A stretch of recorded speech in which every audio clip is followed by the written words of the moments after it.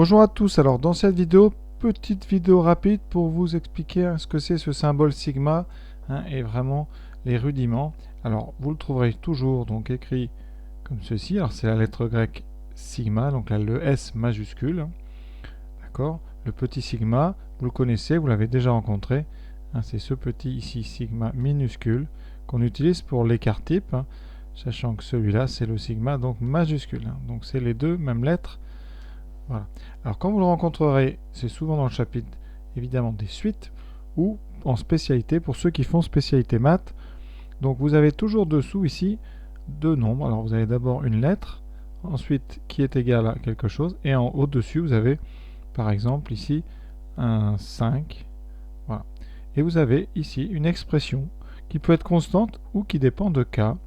Par exemple, k carré plus k. Voilà. Alors, souvent on ne met pas de parenthèse, on peut en mettre, mais elles ne servent pas, elles sont implicites. Voilà. Qu'est-ce que ça signifie? Alors le sigma, c'est l'initiale de somme. D'accord? Une somme, donc addition. On va additionner ici tous les termes qui s'écrivent k carré plus 1 en remplaçant successivement k par 1. C'est-à-dire qu'ici, on va donc écrire 5 termes en remplaçant à l'intérieur le nombre k ici. Voilà, vous allez mettre à la place de la lettre k la valeur ici. Pour l'instant, pour la première parenthèse, k égale 1. Pour la deuxième, vous mettrez k égale 2. Pour la troisième, k égale 3. Et ainsi de suite jusqu'au dernier terme. Et vous allez aller de 1 en 1. Donc là, on trouvera donc première valeur k égale 1, 1 au carré plus 1. C'est l'image de 1 par la fonction ici que vous avez à l'intérieur qui dépend de k. Ici, k égale 2. Donc 2 au carré plus 2. Ici, k égale 3, 3 au carré plus 3, k égale 4, 4 au carré plus 4, 4, k égale 5, 5 au carré plus 5. Et ensuite, vous faites la somme. D'accord? Alors, un deuxième exemple.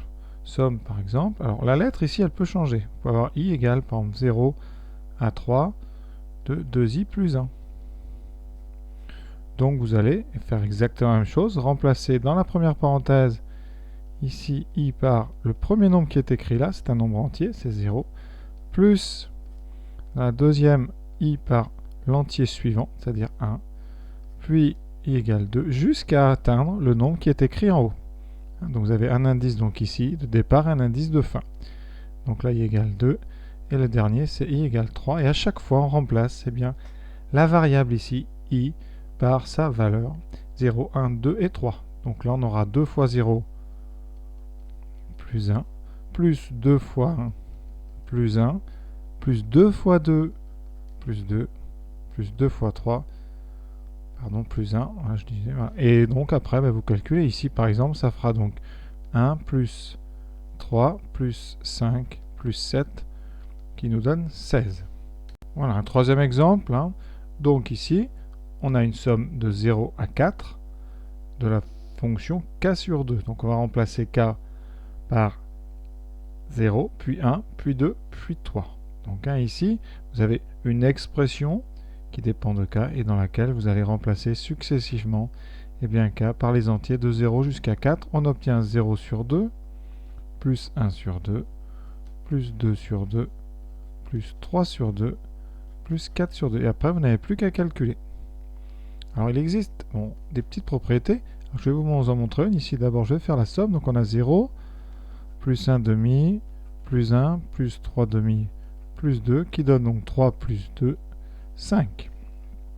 Alors, vous avez une première propriété qui est la suivante. Quand vous avez des sommes ici, de k égale, par exemple, 0 jusqu'à 4, je vais garder mon exemple. Si vous avez ici un coefficient, vous allez pouvoir factoriser par un demi. Alors, je donne la propriété sous forme d'exemple. C'est-à-dire qu'ici, ce demi, vous allez pouvoir le sortir, faire la somme et le rajouter après, tout simplement parce que vous allez le retrouver de toute façon sur chaque terme, donc vous pourrez comme ça sortir. Alors, exemple, si avec k de 0 à 5 de 3k carré, eh bien, vous allez pouvoir sortir le 3 et faire la somme sans le 3. Voilà, c'est-à-dire que vous aurez donc 3 fois 0 au carré, plus 1 au carré, plus 2 au carré, plus 3 au carré, plus 4 au carré, plus 5 au carré. Voilà, c'est une des propriétés, celle qu'on peut utiliser. Alors ça, c'est intuitif, hein, on ne va pas démontrer ça. Donc dès que vous avez comme ça un coefficient, eh bien vous allez pouvoir le mettre devant facteur, devant votre symbole somme. C'est-à-dire que les coefficients comme ça peuvent sortir de la somme. Vous pouvez aussi, en cas d'addition, exemple, si vous avez une somme de 0 à 3 de k carré plus k, eh bien vous pourrez séparer ça en deux sommes, c'est-à-dire somme de 0 à 3 de k plus somme de 0 à 3 de k carré. Ce que vous ne pouvez pas faire par contre, ce qui va être interdit, c'est d'essayer quand vous avez par exemple ceci. Vous ne pouvez pas séparer un produit comme ça en faisant d'abord la somme des k carrés jusqu'à 3 et ensuite en multipliant par la somme des k égale 0 à 3 des k plus 1. Ça ne marche pas. Donc on peut juste sortir des coefficients et séparer des sommes en deux. Voilà, c'est un symbole qu'on retrouve beaucoup en statistique. Puisque quand on a une série et qu'on veut faire la moyenne, eh bien qu'est-ce qu'on fait? On fait n1 fois x1, vous avez la ligne des effectifs, la ligne des valeurs, plus n2 fois x2, plus n3 fois x3, ainsi de suite, jusqu'à la dernière valeur, ici que j'ai numéroté p, np fois xp, et on divise par la somme des coefficients, c'est-à-dire n1 plus n2 jusqu'à np. Voilà. Et je viens de prononcer le mot, vous avez des sommes, on va donc essayer d'utiliser le symbole somme. Donc dessous c'est très facile, c'est la somme de tous les n i pour i allant ici de 1 jusqu'à p. C'est pour ça d'ailleurs que dans les tableaux, la ligne des x s'intitule xi, puisqu'on remplace successivement i par les entiers de 1 jusqu'à p. Et pareil pour la ligne des effectifs, on remplace ici i par les entiers de 1 à p et on obtient n1, n2 jusqu'à np. Donc la somme des i égale 1 jusqu'à p des ni, c'est ce qu'on appelle l'effectif total. Et en haut, vous avez donc ici la somme pour i égale 1 jusqu'à p de tous les produits qui s'écrivent ni multiplié par le x correspondant, c'est-à-dire ni xi. Donc voilà les formules que vous trouvez. Ceci, ça permet de calculer ce qu'on appelle la moyenne des x avec des coefficients. Vous avez aussi vu ce qu'on appelle la variance. Je vous donne la formule. Variance ici de la série des x, eh bien, c'est la somme de i égale 1 à p des n xi moins la moyenne, voilà, le tout au carré divisé par la somme de i égale 1 à n des ni. Ceci s'appelle la variance. Et quand vous prenez la racine carrée de la variance, vous obtenez ce qu'on appelle l'écart-type, qu'on note sigma minuscule. Donc voilà un petit peu le lien avec les statistiques et voilà pourquoi il faut connaître ces formules.